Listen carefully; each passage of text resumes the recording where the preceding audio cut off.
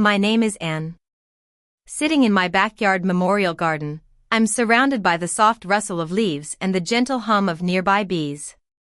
The sun casts long shadows over the stones inscribed with the names of my beloved husband, Ethan, and my vibrant 7-year-old daughter, Mia.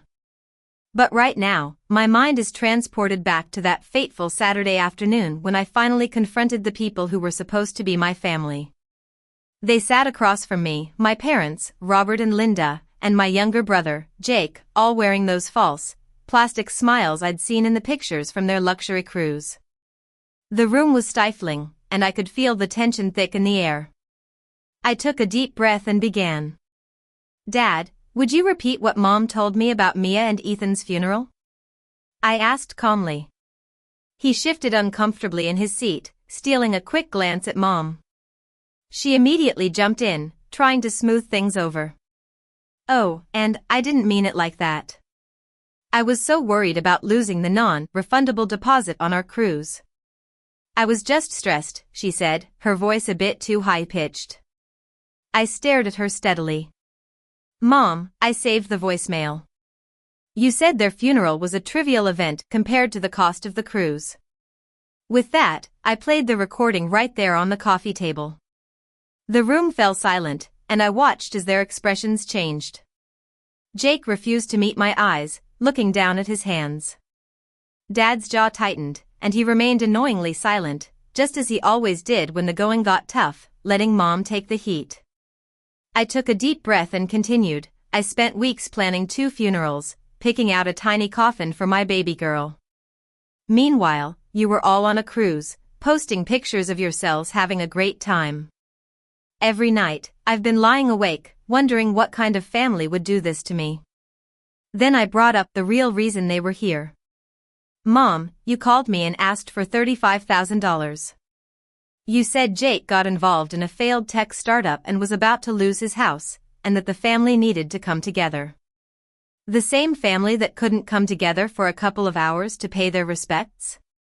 Mom's voice took on a defensive tone.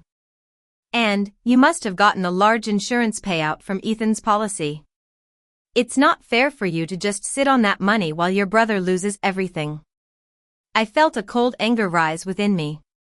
"Do you really not see the irony in your words? You talk about family helping family, but where were you when I needed you the most?" I paused for a moment, gathering my thoughts.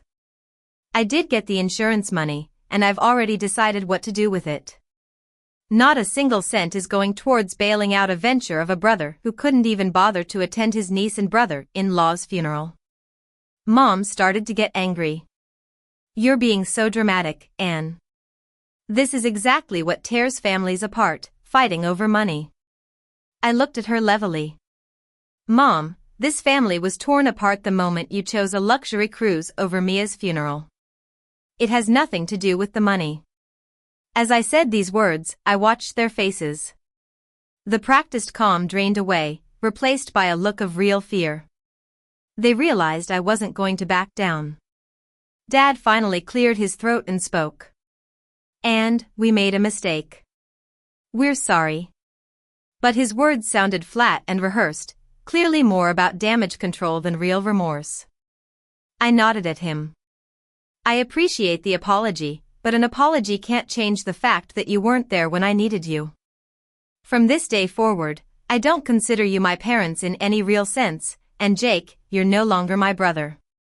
You can call yourselves my family on paper, but real family shows up in times of need." They left my house that afternoon, empty-handed and without me by their side. And I haven't spoken to them since. Let me take you back further. It was a Wednesday night. Ethan was driving Mia home from her dance class. A speeding car ran a red light, crashing into their side of the car. Ethan died on the spot, and Mia struggled in the ICU for 5 long hours before the doctors couldn't do anything more. I got the call at 11:17 p.m. I remember the time exactly because I've replayed that moment in my head a million times, hoping for a different outcome. When I called my mom to tell her the news, she let out a few quick, fake sobs. "I'll call you back," she said. But the call didn't come for 3 days. When she finally did phone, I told her the funeral was on a Friday. There was a long silence on the other end. Then she said, "And Friday won't work for us. We've booked a luxurious 2-week cruise, and the deposit is non-refundable." I held the phone away from my face, as if it had burned me. I couldn't believe what I was hearing. How could she prioritize a stupid cruise over the last goodbye to her son-in-law and her only granddaughter? She repeated it, sounding annoyed that I needed clarification. The funeral is just a small thing compared to losing all that money on the cruise. I was so devastated, I didn't even have the energy to yell at her. I just hung up the phone and collapsed on the living room floor, the same floor where Mia used to do cartwheels and Ethan would tickle her until she laughed uncontrollably. I sat there until the sky turned light outside, too numb to move or turn on the lights. The funeral went on without them. Jake also didn't show up. Jake has always been a mama's boy, following my parents around like a lost puppy, never having the courage to stand up for himself. The church was half full. There were Ethan's co-workers, my few close friends, and his old uncle who traveled all the way from another city, despite having health problems. The front row seats, reserved for the immediate family, were empty. It was a painful reminder of their absence. After that phone call, I became silent.